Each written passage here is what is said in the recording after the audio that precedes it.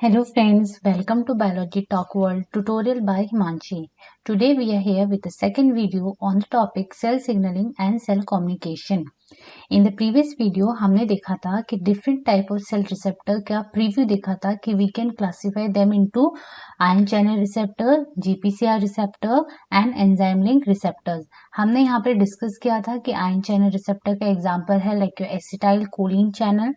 Then GPCR have various type of receptor like cyclic AMP pathway, IP3 DAG pathway, cholera pathway, pertussis toxin pathway, and O signaling and vision system. Finally enzyme link receptors में हमने different types देखे थे like receptor tyrosine kinase associated receptor and receptor serine थ्यूरिन kinase along with the different examples. आज हम इन्हीं receptors को one by one discuss करेंगे। So first is your ion channel receptor. These are the cell surface receptor, means they are present over the surface of the cell. ये जितने भी ion channel receptors हैं they are ligand gated, mean इनका जो closing and opening है वो entirely depend करेगा किसी ligand की binding पे। For example, this is the plasma membrane और यहाँ पर ये एक ion channel है। ये ion channel in the absence of ligand close होगा, ठीक है, बट जैसे ही यहाँ पे कोई लाइगेंड आके अटैच करेगा ये इस आयन चैनल्स के कॉन्फ़िगरेशन में चेंजेस लाएंगे due to altering in change in the charge. उसका चार्ज ऑल्टर कर सकते हैं, नेचर ऑल्टर कर सकते हैं, साइज ऑल्टर कर सकते हैं, जिसकी वजह से इसमें जो कॉन्फर्मेशन चेंजेस है वो होंगे और फाइनली जो आयन चैनल्स है वो आपके ओपन हो जाएंगे। As soon as they will get open, यहाँ से इजी ट्रांसफर हो जाएगा सब्सटेंसेस का in and out of the cell depending upon कि वो किस टाइप का आयन चैनल्स है। जैसे ही आयन चैनल से लाइगेंड अगेन डिसोसिएट होगा वैसे अगेन दोबारा क्या होगा, ये आयन चैनल्स क्लोज हो जाएंगे। तो इसीलिए ये बोला गया है कि जो आयन चैनल रिसेप्टर्स हैं ये गेटेड चैनल है, गेट की तरह काम करते हैं। गेट पे कोई आता है तो ये ओपन हो जाएंगे और नहीं आएगा तो उस टाइम पे क्लोज होंगे। और यहाँ पे जो आपका लाइगेंड है वो रिस्पॉन्सिबल है ओपनिंग एंड क्लोजिंग के लिए। यहाँ पे आयन चैनल रिसेप्टर्स को बेसिकली हम एक कॉमन टर्म से भी बोलते हैं, दैट इज नोन है ionotrophic receptor. Different types of ions it may be like calcium, potassium, sodium और along with that यहाँ पे न्यूरोट्रांसमीटर्स होते हैं, कुछ आपके पेप्टाइड हार्मोन्स होते हैं, ये भी आपके लाइगेंड की तरह काम करते हैं for the ion channel receptor.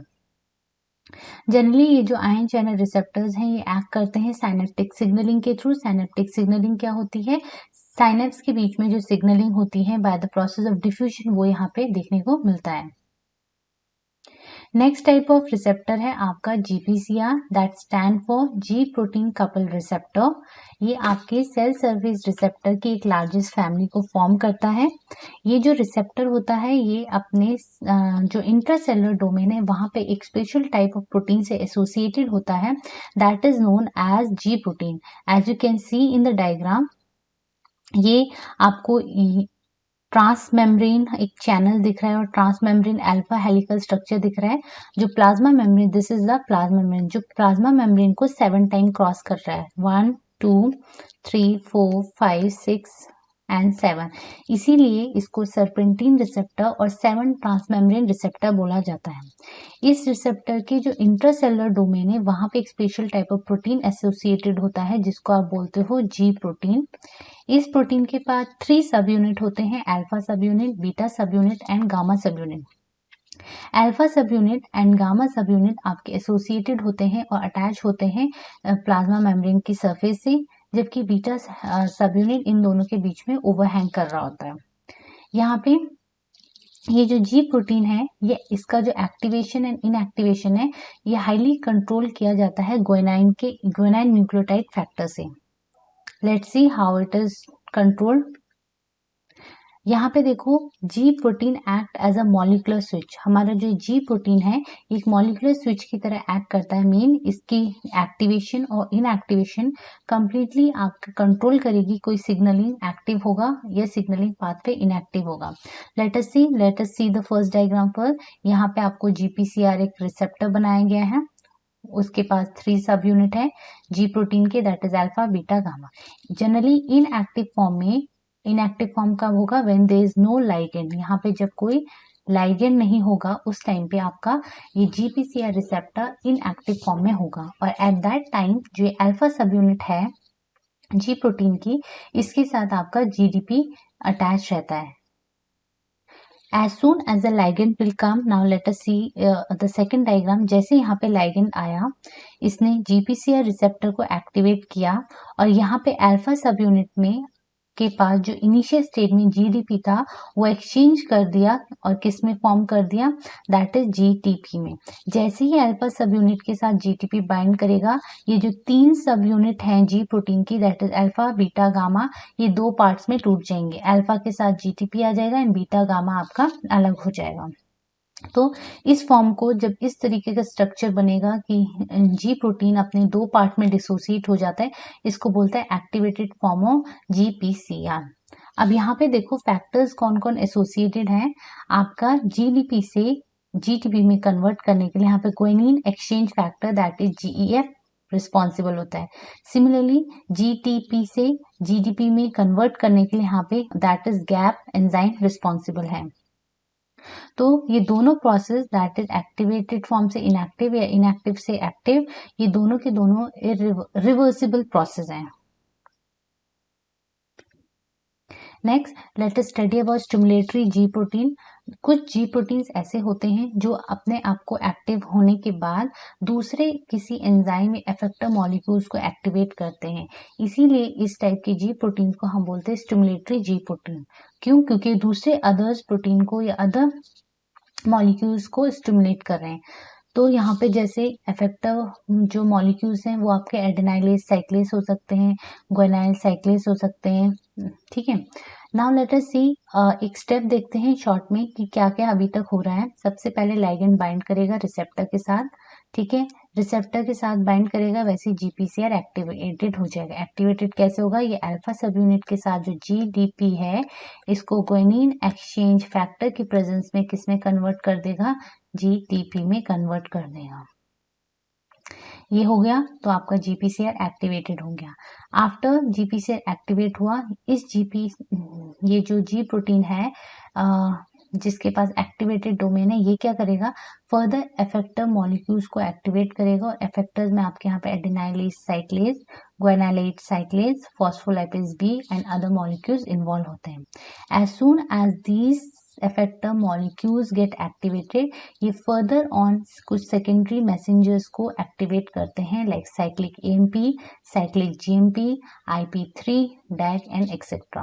और ये सेकेंडरी मैसेंजर्स डायरेक्टली रिस्पॉन्सिबल होते हैं to give a particular response on a cell. Now let us study about cyclic AMP. Cyclic AMP is a type of secondary messenger। ये आपका एक secondary messenger है, ये आपका डराइव होता है ATP से। फॉर एग्जाम्पल, ये जैसे ATP मॉलिक्यूल है, ये ATP molecule in the presence of an enzyme that is adenylate cyclase के प्रेजेंस में साइक्लिक फॉर्म में कन्वर्ट होता है, एंड ये फाइनली साइक्लिक AMP बनाता है।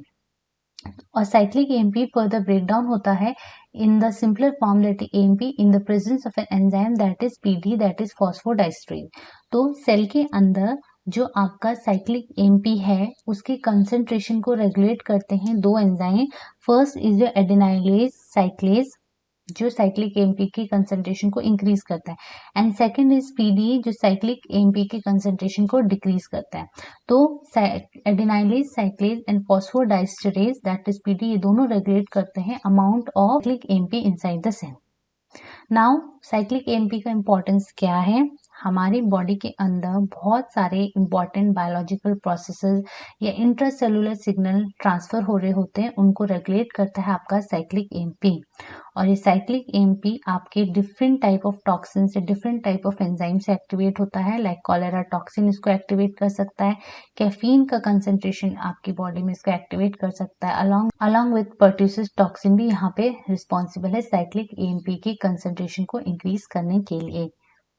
नाउ लेट अस सी, एक सिग्नलिंग पाथवे देखते हैं कि किस तरीके से एक एक्टिवेटेड GPCR रिसेप्टर काम करता है। फॉर एग्जाम्पल, यहाँ पे इनिशियली फर्स्ट डायग्राम देखो, यहाँ पे in the absence of ligand ये आपका GPCR रिसेप्टर इनएक्टिवेटेड फॉर्म में है and it is attached bye GDP। जैसे इसको यहाँ पे लाइगेंड मिलता है, ठीक है, दिस इज द लाइगेंड, और सिग्नलिंग मॉलिक्यूल, ये GPCR रिसेप्टर एक्टिवेट होगा। इसका जो अल्फा सब यूनिट है वो GTP के साथ बाइंड होगा और बीटा गामा सेपरेट हो जाएगा। ये जो एक्टिवेटेड पार्ट है GTPR रिसेप्टर का, ये अब जाके एफेक्टर मॉलिक्यूल्स को एक्ट करेगा। एफेक्टर मॉलिक्यूल यहाँ पे क्या है, ये adenylate cyclase is an effector molecule. जैसे ये एडेनाइलेज साइक्लेज एंजाइम एक्टिवेट होगा, ये ATP को साइक्लिक AMP में कन्वर्ट कर देगा। एज सून साइक्लिक AMP का कंसेंट्रेशन बढ़ने लगेगा, ये आपके प्रोटीन काइनेज ए नाम के एंजाइम को एक्टिवेट करेगा। कैसे करेगा, ये जो प्रोटीन काइनेज ए है ये 4 यूनिट सब यूनिट से बना होता है, जिसमें 2 रेगुलेटरी सब unit represented by R and 2 catalytic सब unit represented by C। 4 cyclic AMP molecule आके आपके रेगुलेटरी सब यूनिट में बाइंड करते हैं और कैटालिटिक सब यूनिट को फ्री कर देते हैं।